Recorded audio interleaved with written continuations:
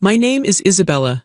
I am 34 years old, and I live alone in a quiet apartment in a city 3 hours away from where I grew up. The dining room was warm, smelling of roast chicken and expensive wine, but the moment felt ice cold. My mother looked straight across the table at me. She didn't blink. She just held out her open hand and said, "Isabella, give me your credit card. Your sister needs $200,000. I looked at my sister. She was picking at her napkin, looking bored, waiting for me to fix her problems like I always did. I looked back at my mother. I took a deep breath. "No," I said. The silence lasted exactly 1 second. Then my mother's hand moved. She slapped me so hard that the heavy silver forks on the table rattled against the china plates. My face burned instantly. My ear rang. But the worst part wasn't the physical pain. It was looking at my sister. She wasn't shocked. She wasn't sorry. She was smirking. I stood up. I didn't scream. I didn't fight back. I just walked out the front door into the night. That was 10 years ago. I haven't spoken to them since. But tonight, at 2 a.m., my phone lit up. 35 missed calls from Mom. They want something again. But before I tell you how everything flipped, like and subscribe, drop a comment. Where are you watching from? My name is Isabella. I am 34 years old. My phone was vibrating against the nightstand. It was a harsh, angry sound in the quiet of my bedroom. I rolled over and squinted at the clock. It was 2:14 in the morning. I live alone now. I have a small, clean apartment in a city 3 hours away from where I grew up. My walls are painted a soft cream color. My sheets are crisp and white. Everything in my life is organized. Everything is quiet. I like the quiet. It took me a long time to get used to silence that wasn't filled with tension. The phone buzzed again, and again. It was relentless. I reached out and picked it up. The screen was bright in the dark room. I saw the name and my stomach dropped like I was on a roller coaster. Mom. I stared at the name. I hadn't seen it on my screen in 10 years. Below her name there was a notification. 35 missed calls. 35. My heart started hammering against my ribs. My hands were shaking so bad I almost dropped the phone. Panic is a funny thing. Even after a decade of freedom, even after 10 years of building my own life, seeing that name made me feel like a scared little girl again. I felt small. I felt guilty. I sat up in bed and turned on the lamp. The light was yellow and warm, but I felt cold. I wrapped my arms around myself. Why was she calling? Why now? Why 35 times in the middle of the night? In a normal family, 35 calls at 2 a.m. means an emergency. It means a car crash. It means a heart attack. It means someone is dying. But I don't come from a normal family. In my family, an emergency isn't always real. Sometimes an emergency is just a weapon. I didn't answer. I couldn't. I put the phone face down on the mattress. I took a deep breath, trying to steady my breathing. In, out, in, out. Just like my therapist taught me years ago. I looked around my room. I looked at the books stacked neatly on my dresser. I looked at the painting of the ocean I bought last year with my own money. I looked at the heavy curtains that kept the world out. This was my space. They weren't allowed here, but the phone kept buzzing. It was like a drill pressing into my brain. I thought about blocking the number. I should have done it years ago. But a small part of me, the part that was still trained to be obedient, hesitated. What if someone really was dead? What if it was my father? My father was the only one I ever missed. He was weak, yes, he never stood up for me. But he wasn't cruel like them. He was just defeated. I picked up the phone again and stared at the screen. The buzzing stopped. For a second there was silence. Then a text message popped up. "Isabella, pick up, it's an emergency. It's your sister, my sister, Elena." Of course it was about Elena. It was always about Elena. I put the phone down again. I didn't reply. I got out of bed and walked to the kitchen. My bare feet were cold on the hardwood floor. I poured myself a glass of water and stood by the window, looking out at the empty street below. 10 years ago, I walked out of a dining room and never looked back. I changed my number. I moved cities. I got a new job. I didn't tell them where I went. For the first year, I was terrified they would find me. Every time I saw a silver sedan like my mother's, my heart would stop. Every time the phone rang with an unknown number, I wouldn't answer. But they didn't chase me. That was the thing that hurt the most in the beginning. They didn't try to find me to apologize. They didn't call to ask if I was safe. They just let me go. I was useful to them. I was the bank. I was the fixer. I was the one who cleaned up the messes. When I stopped being useful, they didn't want me anymore. It took me a long time to understand the difference between being loved and being useful. When you are loved, people care about your feelings. They care if you are hurt. They want you around because they enjoy your company. When you are useful, people care about what you can give them. They care if your wallet is open. They want you around because you make their lives easier. For 25 years, I thought I was loved. I thought if I just gave enough, if I just worked hard enough, if I just sacrificed enough, they would finally look at me the way they looked at Alina. I was wrong. I took a sip of water. It was cool and clean. The phone in the bedroom started buzzing again. Call number 36. I didn't move toward it. I stayed by the window. I thought about the last time I spoke to my sister. She was 22 then. She was wearing a silk dress that I had paid for. She was sitting at the table, checking her reflection in a spoon, while my mother demanded $200,000 from me. Alina hadn't said a word. She just smirked. That smirk haunted me for years. It was a look of pure entitlement. It said, I deserve everything and you deserve nothing. I wondered what she looked like now. She would be 32. Was she still beautiful? Was she still spoiled? Was she still ruining her life and expecting someone else to fix it? The text message said, it's your sister. It didn't say, Isabella, we miss you. It didn't say, Isabella, are you okay? It was a demand. It was a hook trying to snag me and pull me back into the dark water. But cruelty doesn't appear overnight. It grows slowly. It starts with small things. It starts with a comment here, a favor there. It starts with lines being crossed, inch by inch, until you don't even realize you're standing in enemy territory. Standing there in my quiet kitchen, I let my mind drift back. Before the slap, before the money. Back to when I was just a daughter trying to be good. Back to the slow, quiet descent into becoming a victim in my own home. I needed to remember.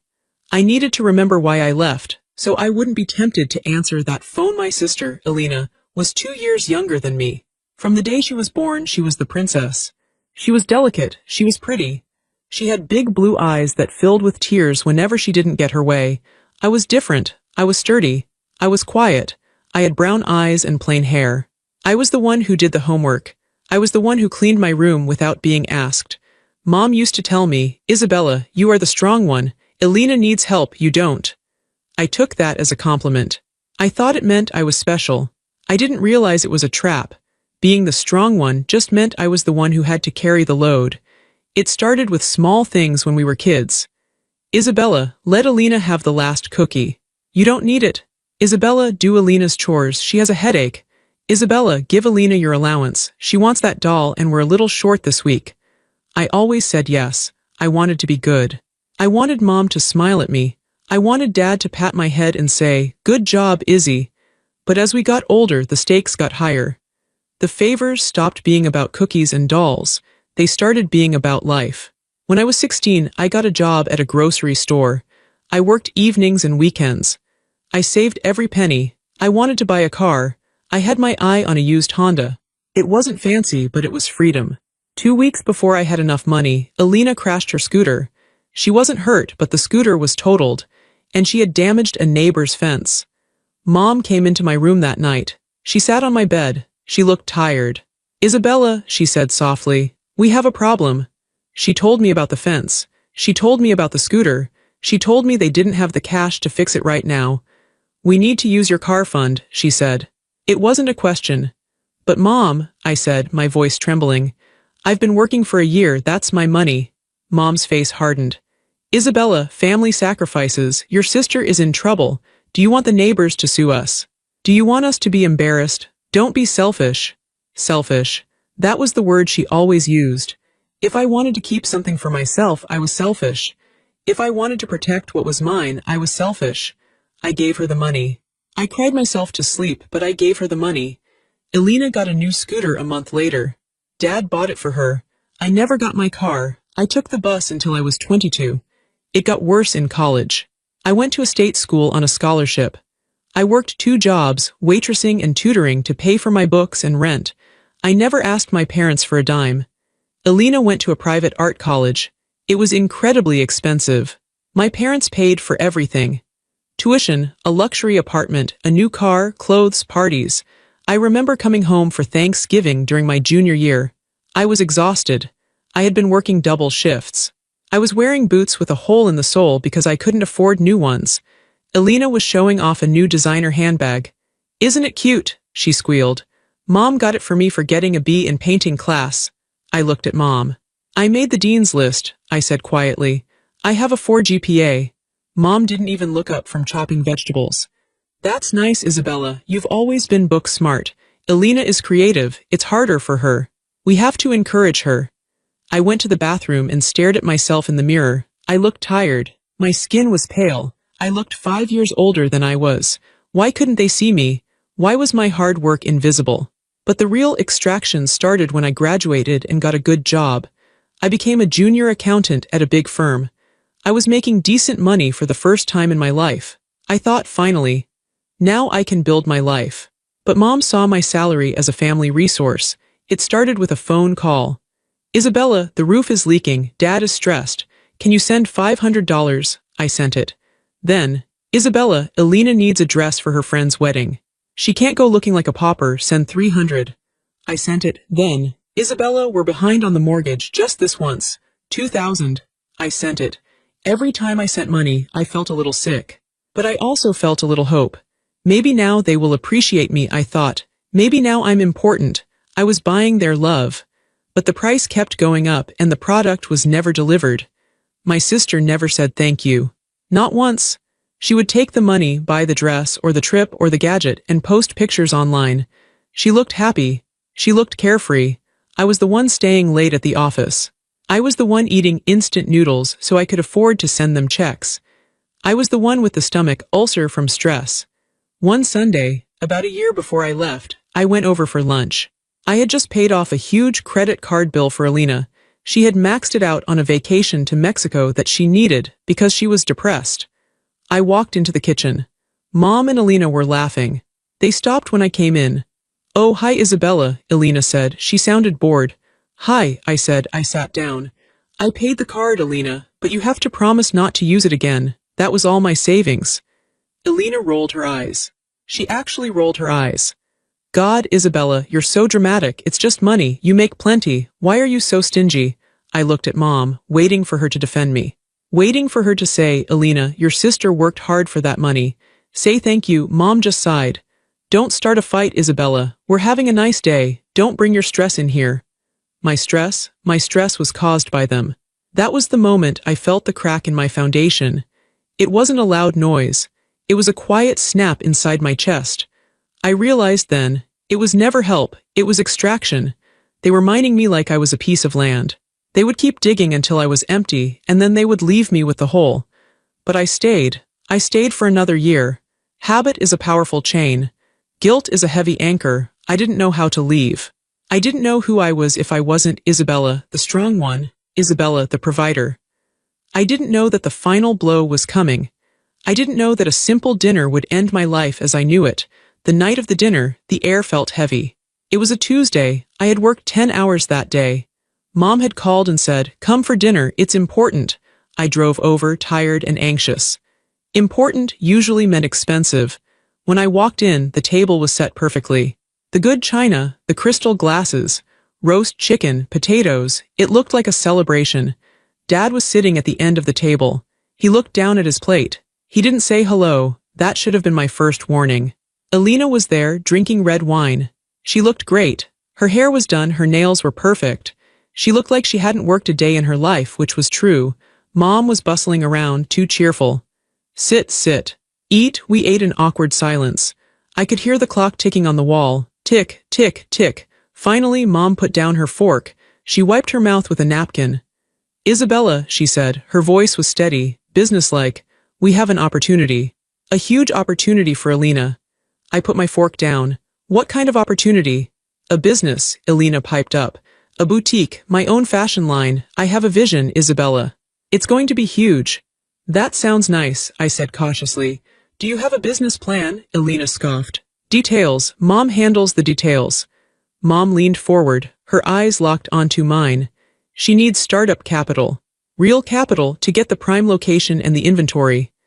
"How much?" I asked. I was expecting maybe 5,000, maybe 10. $200,000, Mom said. The number hung in the air. 200,000, I laughed. It was a nervous, shocked laugh. Mom, I don't have $200,000. I'm an accountant, not a millionaire. You have excellent credit, Mom said. We checked. You can take out a business loan or a line of credit. You can co-sign with us, but put it in your name because your credit score is perfect. We checked.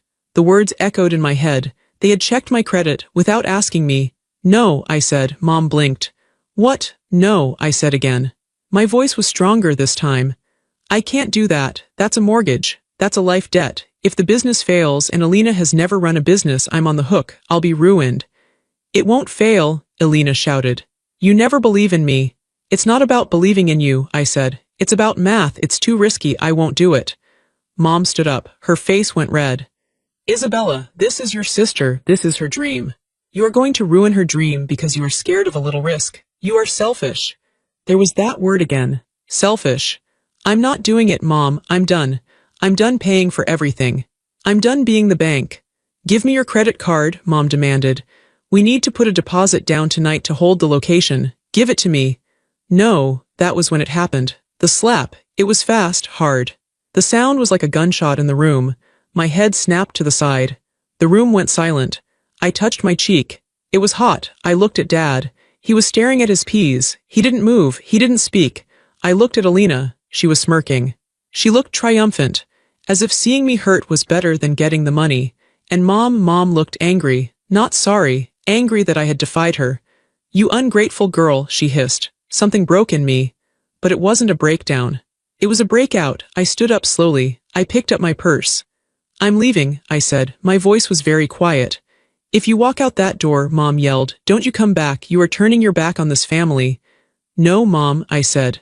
You turned your back on me a long time ago. I walked out. I got in my car. I drove. I didn't go home. I drove to a cheap motel off the highway. I didn't want them to come to my apartment. I needed to hide. I sat on the lumpy bed in that motel room and stared at the wall. My face throbbed. I felt hollow. I felt like an astronaut who had been cut loose from the ship, floating into dark space. But I also felt light. I didn't have to solve their problem. I didn't have to find $200,000. I didn't have to listen to the guilt. The next few weeks were a blur. I went to work. I came home. I locked the door. I expected calls. Screaming voicemails. But there was nothing. Silence. It hurt. It confirmed everything. I was only valuable when I was giving. When I said no, I ceased to exist for them. About a month later, I was in a grocery store. I turned the aisle and bumped into my cousin, Sarah. Sarah was close with Alina. She looked surprised to see me. She looked awkward. Oh, hi, Isabella, she said. She shifted her basket. We haven't seen you in a while. I've been busy, I said. Yeah, Sarah said. She looked around, then leaned in. Look, I know things are tense, but it's cool of you to help Alina anyway. She's been bragging about it. My blood ran cold.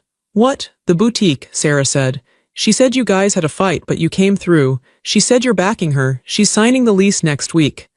I dropped my basket. A jar of pasta sauce shattered on the floor. Red sauce splattered everywhere, looking like blood. I didn't back her, I whispered. Oh, Sarah looked confused. But she said the funding is secured. Under your name. I left the mess on the floor. I ran to my car.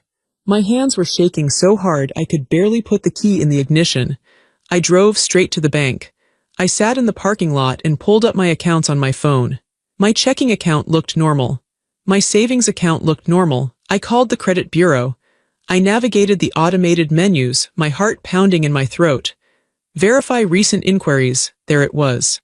3 inquiries in the last week. 2 business loans, 1 massive line of credit, all approved. They hadn't just asked for the money. When I said no, they took it. They used my social security number. They used my old address. They used my name, my mother, my sister. They were criminals, and I was the victim. I felt like throwing up. I opened the car door and dry heaved onto the pavement. This wasn't just family drama anymore. This was a felony. I needed to be sure. I needed proof before I did what I knew I had to do. I couldn't call Mom. She would lie. I couldn't call Alina. She would laugh. I called Dad. He answered on the second ring. Hello? His voice sounded small. Dad, I said, meet me, please. Don't tell them, just meet me. He hesitated. Isabella, your mother is very upset. Dad, please. He met me at a diner halfway between our houses. He looked 10 years older than the last time I saw him. His shoulders were slumped. He wore a stained polo shirt. I didn't order food, I just ordered black coffee. Dad, I said. I kept my voice low. Sarah told me Alina is opening the boutique. She said the funding is in my name. Dad looked down at his coffee cup. He wouldn't meet my eyes. His hands were trembling. Dad, I said sharper. Look at me. He looked up. His eyes were watery. Did they use my name? I asked. He nodded, a tiny, pathetic nod. How? I asked. They need signatures. They need ID. Your mother, Dad swallowed hard. Your mother has your old birth certificate. And she practiced your signature from your old birthday cards. I stared at him. My mother sat at the kitchen table, practicing my signature so she could steal from me. And you knew? I asked. I told her not to, he whispered. I said it was wrong. I said you would be angry. Angry? I laughed. It was a sharp, jagged sound. Dad, this isn't about being angry. This is fraud. This is prison time. Dad flinched. No, Isabella, don't say that. It's family. We just need a little time. The business will make money and we will pay the loans off before you even notice. Mom has a plan. Mom has a plan to ruin me, I said, and you watched her do it. I couldn't stop her, he said. You know how she is. She does what she wants for Alina. And what about me? I asked. My voice broke. What about me, Dad? Am I not your daughter too? Why didn't you protect me? He looked at me with sad, cow eyes. You're strong, Isabella. You can handle things. Alina, she can't. She needs us. There it was, the final truth, the final nail in the coffin of my childhood. Because I was strong, I didn't deserve protection. Because I was capable, I was allowed to be sacrificed. My strength was my punishment. I stood up. I looked down at my father. I didn't hate him. I just felt a profound, deep pity. He was a weak man. He had let his wife turn him into a ghost. I am strong, Dad, I said. You're right about that, and I'm going to handle this, but you're not going to like how I do it. Isabella, he asked, fear in his eyes. What are you going to do? I'm going to protect myself, I said, since nobody else will. I put a $10 bill on the table for the coffee I didn't drink. Goodbye, Dad. I walked out of the diner. The sun was shining, but the world looked different. The colors were sharper, the edges were harder. I felt a cold clarity settle over me. The sadness was gone. The guilt was gone. They had crossed the line. They had stolen my identity. They had betrayed me in the deepest way possible. I wasn't a daughter anymore. I wasn't a sister. I was a victim of a crime, and I was going to solve it. I took out my phone. I didn't call the bank yet. I searched for a lawyer. Not a family lawyer, a fraud lawyer. I found a name. Mitchell and Associates, specializing in financial fraud and identity theft. I pressed the call button. Mitchell and Associates, how can I help you? A crisp voice answered. My name is Isabella, I said. My voice was steady. I need to report a major theft, and the perpetrators are my family. That was 10 years ago. Now, sitting in my kitchen at 2 a.m., looking at the phone with 35 missed calls, I knew exactly why they were calling. The past doesn't stay buried, especially when you buried it with legal papers and court orders. They were in trouble again, and they remembered the one person who used to fix everything. But that person didn't exist anymore. She died in a diner when her father told her that her strength was the reason she was betrayed. The phone buzzed again. Call number 37. I walked over and picked it up. I didn't swipe to answer. I swiped to unlock. I had a plan. I had always had a plan. 10 years ago, after I walked out of that diner leaving my father sitting in his shame, I didn't go back to my apartment to cry. I didn't call my friends to vent. I went straight to the office of Mr. Mitchell, the fraud attorney. His office was different from my family's home. It was cool, quiet, and smelled of paper and old wood. There was no screaming here. No guilt trips, just facts. Mr. Mitchell was a man in his 60s with wire-rimmed glasses and a voice that sounded like gravel. He listened to my story without interrupting. He didn't look shocked. He didn't look pitying. He just took notes on a yellow legal pad. When I finished telling him about the forged signatures, the loans, and the boutique funded by my stolen identity, I stopped. I waited for him to tell me I was cruel for turning on my family. Instead, he took off his glasses and cleaned them with a handkerchief. Isabella, he said calmly, you have two choices. Choice A, you accept this debt. You pay off the $200,000 plus interest. It will take you 20 years. You will likely never own a home. Your credit will be ruined. And this is the important part, they will do it again, because fraud is habit forming. He paused and put his glasses back on. Choice B. You file an affidavit of identity theft. You report the loans as fraudulent. The banks will launch an investigation. They will pursue the people who took the money. You will be cleared. But your family will face criminal charges. I looked at my hands. They were steady. Choice B, I said. Are you sure? He asked. This isn't something you can undo. Once the wheels turn, they turn. I'm sure. The next few weeks were a blur of paperwork. I didn't act out of rage. I acted like a surgeon removing a tumor. It had to be precise. If I let my emotions in, I might hesitate. I might answer the phone when Mom called, so I became a robot. I closed every bank account I had ever shared with them. I opened new ones at a different bank in a different county. I put a lock on my credit reports so tight that even I had trouble opening a new card. Then Mr. Mitchell and I started building the file. We pulled the loan applications. I saw my name signed in handwriting that looked almost like mine, but slightly looped at the end, Mom's style. I saw the fake employment letters my sister had typed up. I saw the false addresses. It was a mountain of lies. Mr. Mitchell sent the initial letters to the banks. My client did not authorize these transactions. The banks froze the funds immediately. The boutique lease was canceled before Alina could even buy a mannequin. The money dried up instantly. I waited for the explosion. It happened 3 days later. My phone blew up. Hundreds of calls. Texts that ranged from begging to threatening. How could you do this? They froze the account. Alina is crying. Police are asking questions. I didn't read them all. Mr. Mitchell advised me to change my number, so I did. I got a new SIM card. I disconnected the old landline. I disappeared. I moved to a new city. I got a new job. I didn't tell anyone from my old life where I was. I needed a complete quarantine. For the first year, I was terrified. I looked over my shoulder constantly. I thought they would show up at my door. I thought they would find me. But they didn't. That's the thing about users, they are lazy.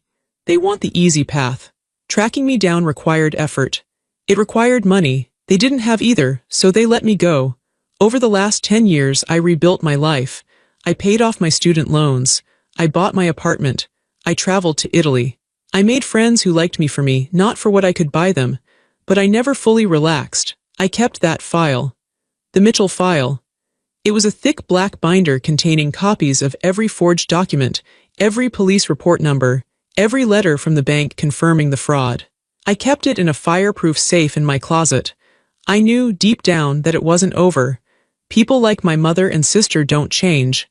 They just wait. They find new victims. Or they wait for the old victim to let their guard down. I monitored my credit every month. I checked public records every year. I saw when Alina got married. I saw when she got divorced 6 months later. I saw when Mom took out a second mortgage on the house. I watched them from a distance, like a scientist watching bacteria in a Petri dish. I wasn't angry anymore. I was just prepared. So tonight, when the phone rang 35 times, I wasn't panicked because I was confused. I was panicked because I knew the time had finally come. The silence was over. The check had come due. I stared at the phone in my hand. The screen had gone dark, but the notification light was still blinking. A steady blue pulse. Blink, blink, blink. I took a deep breath. I walked back into the bedroom and sat on the edge of the bed. I slid my thumb across the screen. I dialed the number. It rang once. Isabella, Mom's voice. It wasn't the strong, commanding voice I remembered.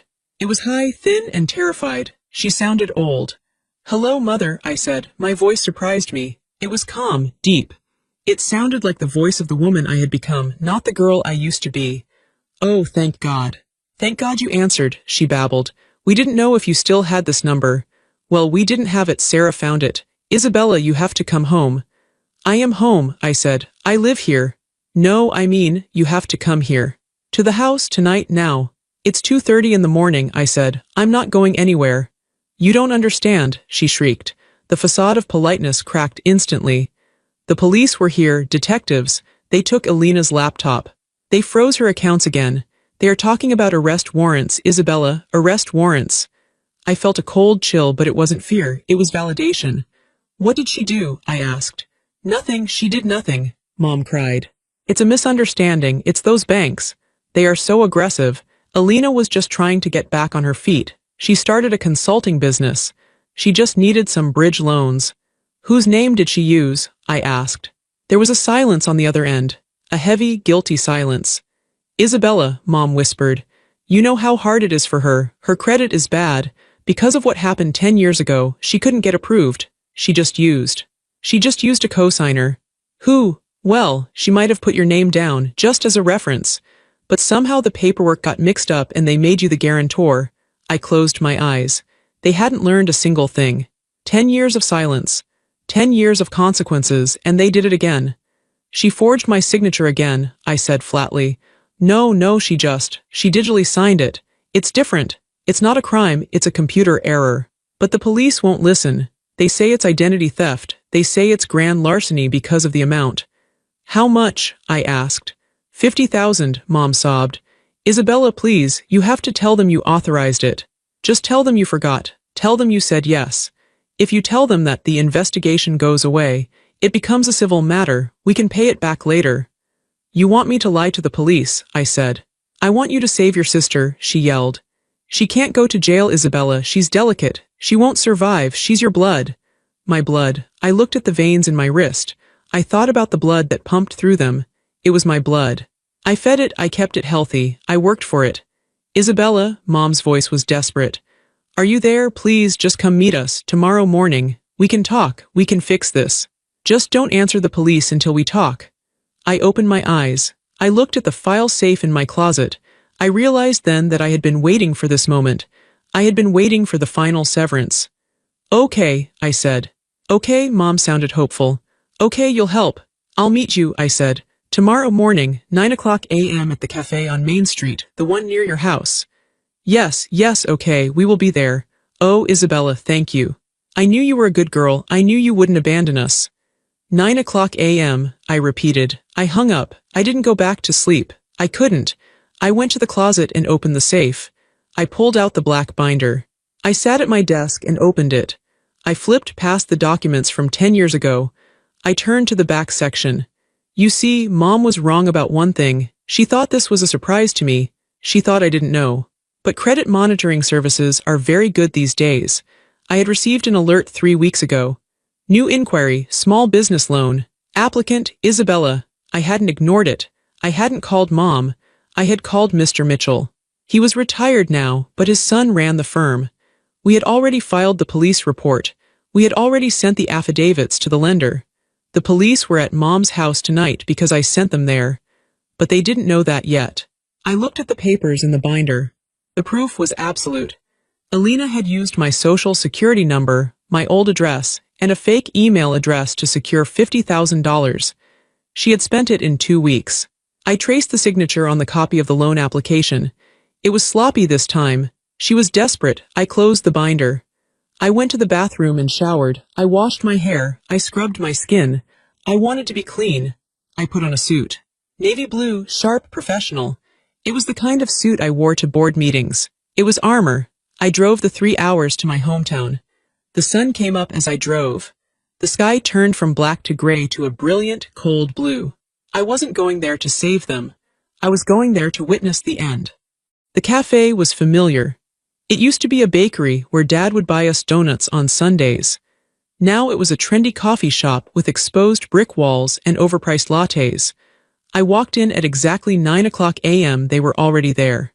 They sat at a table in the back corner, away from the windows.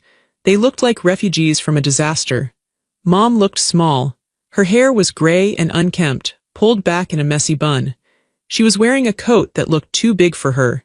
She was twisting a napkin in her hands, shredding it into tiny white flakes. Alina sat next to her. She looked worse. Her face was puffy from crying. She wore no makeup. She was wearing a hoodie with the hood pulled up. She looked like a teenager who had been caught shoplifting, not a 32-year-old woman. When they saw me, Mom's face lit up with a desperate, pathetic hope. Isabella, she hissed, waving me over. I walked to the table. I didn't smile, I didn't hug them. I sat down in the chair opposite them. I placed my black binder on the table. You look good, Mom said, her eyes scanning my expensive suit, my polished shoes. You look successful. I am, I said.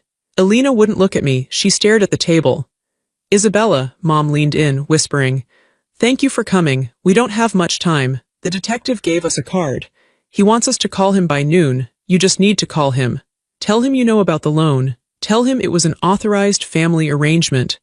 And then what? I asked. Then they drop the case, Mom said. Then we figure out how to pay it back. Dad can sell his truck. I have a little jewelry. We'll make payments. You don't have the money, I said. And Alina spent it all. I saw the records, clothes, a trip to Vegas, online gambling. Alina flinched. I was trying to win it back. I was trying to double it so I could pay you before you found out. That's not how it works, Alina, I said. That's how addiction works. She made a mistake, Mom interrupted. She's sorry. Aren't you, Alina? I'm sorry, Alina mumbled. It sounded like a rehearsed line in a bad play. See, Mom said. She's sorry. Now please, Isabella, make the call for family. I looked at them, really looked at them. For years I had been afraid of these women. I had been afraid of their judgment. I had been afraid of their anger. I had craved their love. But looking at them now, I didn't feel fear. I didn't feel love. I didn't even feel hate. I felt nothing. They were strangers, dangerous strangers who wanted to hurt me to save themselves. I can't make that call, I said. Why not? Mom demanded. Are you that heartless? Do you want your sister in prison? I can't make the call, I said slowly, because I am the one who called the police. The silence that followed was heavy. It sucked the air out of the corner of the room. Mom's mouth dropped open. Alina's head snapped up, her eyes wide with shock. What? Mom whispered. I opened the binder. I took out the police report I had filed 3 weeks ago. I slid it across the table. I got the alert 3 weeks ago, I said. I didn't wait. I didn't call you to ask for an explanation. I called my lawyer. We sent the evidence to the fraud division. I gave them the IP addresses. I gave them the signature comparisons. You, Mom's face turned purple. You did this? You sent the police to my house. No, I said. Alina sent the police to your house. Alina committed a felony. I just reported it. You traitor, Alina screamed. She slammed her hand on the table. People in the cafe turned to look. You bitch, you have so much money, you could have just paid it. Why do you have to ruin me? I didn't ruin you, I said calmly. You stole from me, twice. The first time I let you go. I walked away. I gave you 10 years to grow up, but you didn't. You came after me again. I'm your mother, Mom hissed. She reached across the table and grabbed my wrist. Her grip was tight, painful. You will call them right now and retract this, or so help me God, you are dead to me. I looked down at her hand on my wrist. It was an old hand, spotted with age. It used to have so much power over me. That hand had slapped me 10 years ago. That hand had guided me to write checks I couldn't afford. I pulled my arm back. Her hand fell away. I was dead to you the moment I stopped paying, I said. I stood up. I buttoned my jacket. The detective has everything he needs, I said. I'm not pressing charges for the money. The bank is pressing charges for the fraud. It's out of my hands. It's the state against Alina now. Isabella, please. Mom started to cry. Real, ugly tears. Please don't walk away. We can't handle this alone. You removed me from the family the night you slapped me, I said. My voice was rock steady. Tonight, I'm honoring your decision. I turned around. Isabella, Alina screamed after me. I walked toward the door. The bell above the door jingled as I pushed it open. I stepped out onto the sidewalk. The air was crisp and cold. I didn't look back. I drove back to my city that afternoon. I turned my phone off for the drive. I didn't want to hear the screaming. When I got home, I didn't feel happy. I didn't feel triumphant. Victory implies a battle where someone wins. This wasn't a win. It was a tragedy. But it was a necessary tragedy. Over the next few months, the consequences unfolded. I didn't have to do anything. I just received updates from the district attorney's office. Because the amount was over $50,000, it was a felony. And because Alina had a history of financial irregularities, which the investigation uncovered, they weren't lenient. They froze her assets. They seized her car. Mom tried to save her. Of course she did. She drained her own retirement savings to hire a defense attorney. She took out a second mortgage on the house I grew up in, to pay for bail. It wasn't enough. The evidence I had provided was bulletproof. The digital footprint was undeniable. Alina took a plea deal. She pled guilty to 1 count of identity theft and 1 count of bank fraud in exchange for a lighter sentence. She was sentenced to 2 years in prison, followed by 5 years of probation. She was also ordered to pay restitution. I didn't go to the sentencing. I read about it in the local paper online.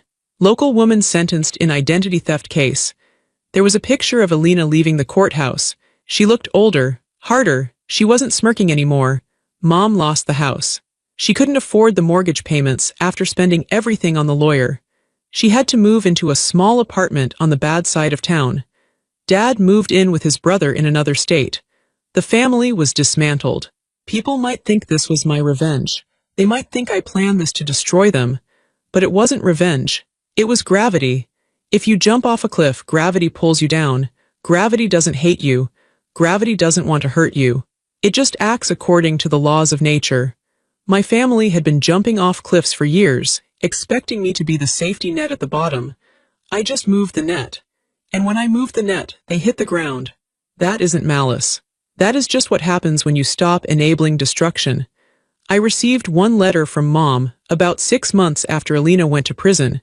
It was handwritten on cheap lined paper. Isabella, I hope you are happy. You destroyed us. Your sister is in a cage. I have lost my home. Your father is gone. You did this. You are a cold, heartless girl. I pray you never have children so they don't do to you what you did to me. Mom. I read the letter standing in my kitchen. It was sunny outside. My apartment was quiet. I didn't cry. I felt a pang of sadness, yes. Sadness for the mother I wished I had. Sadness for the family I never really had. But I realized something as I read her hateful words. She still didn't see me. She still didn't take responsibility. In her mind, Alina stealing my identity wasn't the crime. Me reporting it was the crime. She lived in a world of twisted logic. A world where love meant submission and abuse was just family dynamics. I wasn't part of that world anymore. I tore the letter in half, then in half again. I dropped the pieces into the recycling bin. I made myself a cup of tea. Earl Grey. I sat by the window and watched the people walking on the street below. I was alone, but I wasn't lonely.